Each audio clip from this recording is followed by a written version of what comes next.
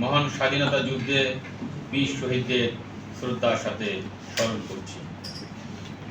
কৃতজ্ঞ চিত্তে স্মরণ করছি ছাত্র জনতার অভ্যুত্থানে আত্মহতি দানকারী বীর শহীদদের, যাদের আত্মত্যাগে আমরা নতুন এক বাংলাদেশ পেয়েছি।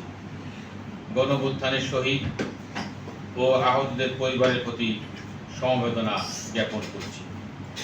একই সাথে স্মরণ করছি আইন শৃঙ্খলা রক্ষায় প্রাণ উৎসর্গকারী শহীদ ও আহত পুলিশ ও তাদের পরিবারের সদস্যদের প্রতি। প্রিয় সাংবাদিক ভাই ও বোনেরা, গত 8 তারিখ আমি বাংলাদেশ পুলিশের ঢাকা রেঞ্জের ডিআইজি হিসাবে যোগদান করেছি।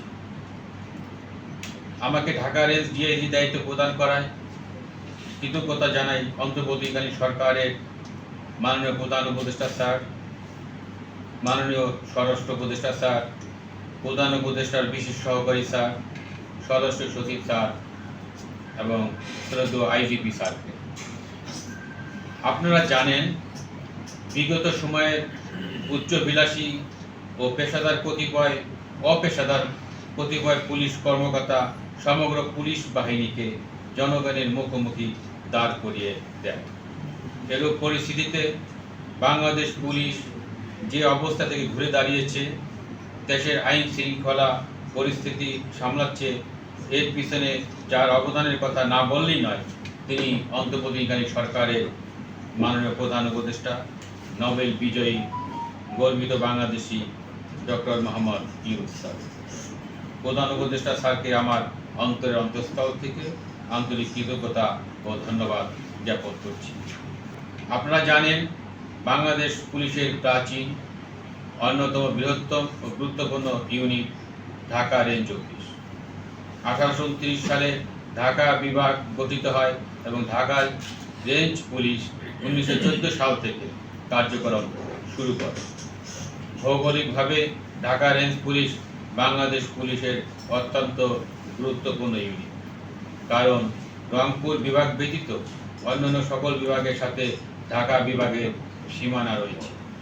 রাজধানী ঢাকা রেঞ্জের আওতাধীন জেলাসমূহের দ্বারা পরিবেষ্টিত। বাংলাদেশ পুলিশের গুরুত্বপূর্ণ ইউনিটের দায়িত্ব গ্রহণ করতে পেরে নিজেকে গর্বিত মনে করছি। প্রিয় ঢাকা রেঞ্জবাসী, আমি আপনাদের উদ্দেশ্যে বলতে চাই, ঢাকা রেঞ্জের অধীনে সকল থানা, ফাঁড়ি, সার্কেল, এসপি অফিস হবে জনগণের সেবা করার জন্যই আমরা দায়িত্ব পালন করি। আমার রেঞ্জের অধীন সকল থানা হবে জনগণ। যে কোনো বিপদে ফার্স্ট রেসপন্ডার থানাকে জনগণের সেবাকেন্দ্র হিসাবে গড়ে তুলতে চাই। আমি যতদিন ঢাকা রেঞ্জের ডিআইজি হিসেবে দায়িত্ব পালন করব, ন্যায় নীতি, পেশাদারিত্ব ও সততার মধ্য দিয়ে দায়িত্ব পালন করার চেষ্টা করব।